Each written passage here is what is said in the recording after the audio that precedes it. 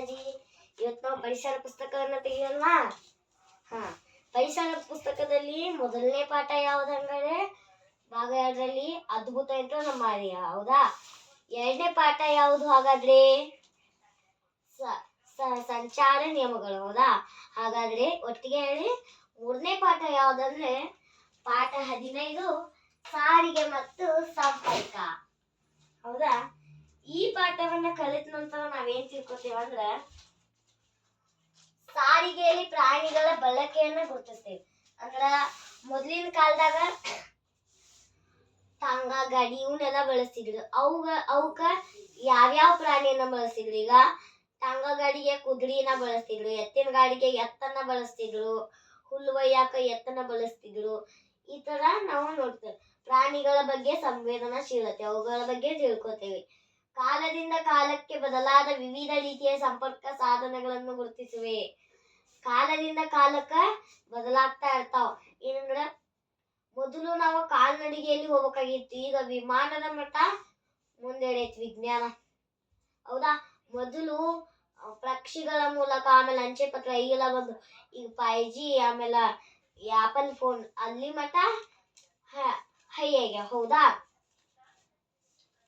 ಈಗ ಎಲ್ಲಾ ಪ್ರಾಣಿಗಳು ಏನಂದ್ರ ನಮಗೋಸ್ಕರ ಕೆಲಸ ಮಾಡಕ್ ಹೆಲ್ಪ್ ಮಾಡ್ತಾವು, ದುಡಿಯೋಕ್ ಹೆಲ್ಪ್ ಮಾಡ್ತಾವು, ಆಮೇಲೆ ಕೆಲಸ ಮಾಡಕ್ ಹೆಲ್ಪ್ ಮಾಡ್ತಾವು, ಉಳುಮೆ ಮಾಡಕ್ ಹೆಲ್ಪ್ ಮಾಡ್ತಾವ. ಅವಕ್ಕ ನಾವೇನ್ ಮಾಡ್ಬೇಕು? ಅವಕ್ ನಾವೇನ್ ಸಹಾಯ ಮಾಡ್ಬೇಕಂದ್ರೆ ಅವಕ್ಕ ಕೆಲಸ ಮಾಡಿ ಬಂದ್ಮೇಲೆ ಅವುಗಳ ಮೈಯನ್ನ ಸವರ್ಬೇಕು, ಆಮೇಲೆ ಅವಕ್ಕ ನೀರ್ ಕುಡಿಸ್ಬೇಕು, ಅವುಗಳಿಗೆ ಊಟ ತಿಂಡಿ ಕೊಡ್ಬೇಕು, ಹೌದಾ? ಈ ತರ ಎಲ್ಲ ಅವುಗಳಿಗೆ ಆರೈಕೆ ಮಾಡ್ಬೇಕು. ಬರೀ ಅವೇನ್ ದಂಡ ಪಿಂಡ ಅಂತ ಹೇಳಿ ಕೆಲಸ ಮಾಡಕಷ್ಟ ಲಾಯಕ್ ಅಂತ ಹೇಳಿ ಬಿಡಬಾರ್ದು, ಹೌದಾ?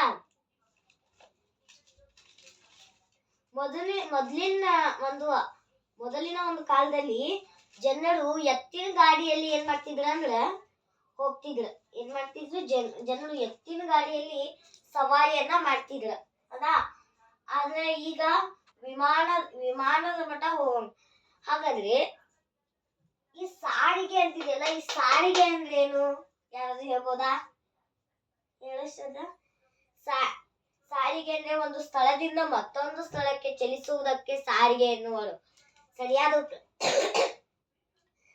ಉತ್ತರ ಒಂದು ಸ್ಥಳದಿಂದ ಮತ್ತೊಂದು ಸ್ಥಳಕ್ಕೆ ಚಲಿಸುವುದಕ್ಕೆ ಏನಂತಾರಂದ್ರೆ ಸಾರಿಗೆ ಅಂತ ಹೇಳಿ ಕರೀತಾರೆ. ಉದಾಹರಣೆಗೆ ನೀವು ಧಾರವಾಡದಿಂದ ಇಲ್ಲೇ ಗದಗ ಗ್ರಾಮಕ್ಕೆ ಹೋಗ್ಬೇಕು ಅನ್ಕೊಂಡಿರಿ.